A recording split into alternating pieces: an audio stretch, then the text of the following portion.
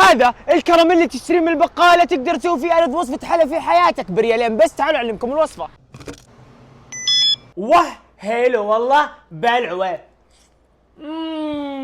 اول شيء وصلت نجيب محضر الطعام، وراح اجيب بسكوت شاي من اولكر. افضل بسكوت تستخدم الحلا بسكوت اولكر.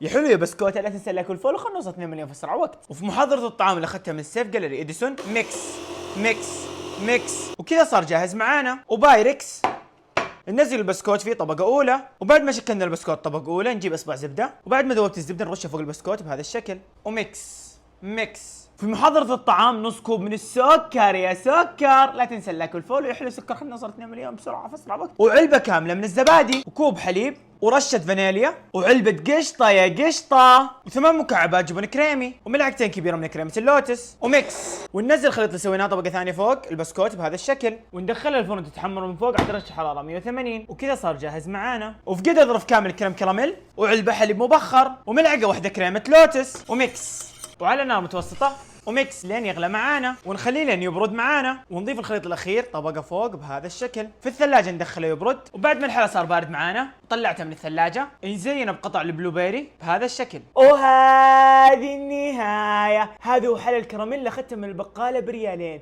حلا سهل وسريع ولذيذ ويشهي مع القهوه، لازم تجربوه وبالعافيه عليكم.